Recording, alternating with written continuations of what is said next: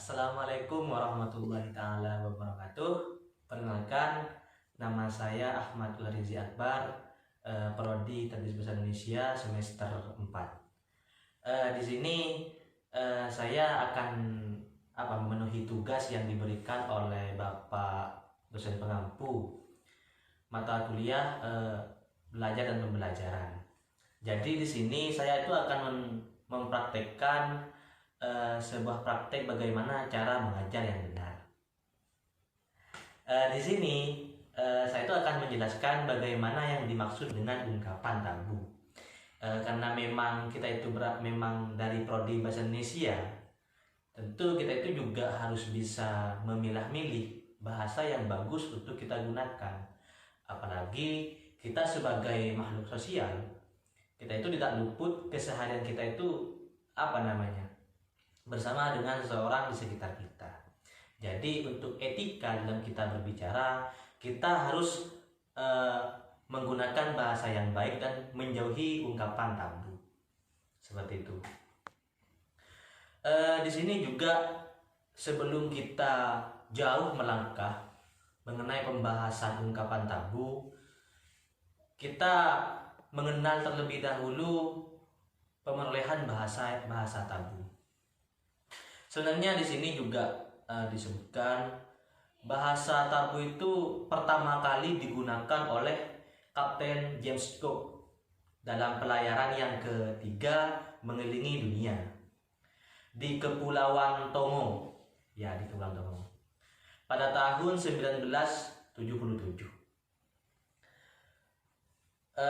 Konsep dasar tabu sampai sekarang tidak berubah, yaitu larangan. Jadi kenapa ada istilah ungkapan tabu? Jadi kita itu harus menjauhi atau bisa memilah-milih ungkapan yang dilarang untuk kita ucapkan, apalagi dalam berinteraksi terhadap sosial. Seperti itu. Di sini juga pendapat dari seorang tokoh sosiolinguistik dari Inggris, yaitu Peter Trudgill. Definisi kata tabu adalah perilaku yang dilarang dan tidak pantas untuk diucapkan. Jadi ketika kita itu merujuk terhadap definisi yang diberikan oleh Trudgill tadi, di sini ungkapan yang memang dilarang dan memang tidak pantas untuk kita ungkapkan. Seperti itu. Ada beberapa bagian mengenai ungkapan tabu. Salah satunya yang pertama yaitu makian. Jadi ketika kita itu berinteraksi dengan sosial, berbicara dengan sesama, kita itu harus menjauhi ungkapan makian. Karena secara tidak langsung ketika kita menggunakan bahasa makian atau ungkapan makian, kita itu akan mendapat justice yang jelek, khususnya di kalangan orang yang mendengar ungkapan kita. Juga terhadap seorang yang kita tuju dalam makian tadi, itu akan berdampak terhadap psikisnya. Seperti itu. Yang kedua, hujatan. Jadi ketika kita berinteraksi, kita itu juga harus bisa menjaga sikap. Bagaimana kita itu menggunakan bahasa yang benar, menggunakan bahasa yang sopan dan tidak menghujat.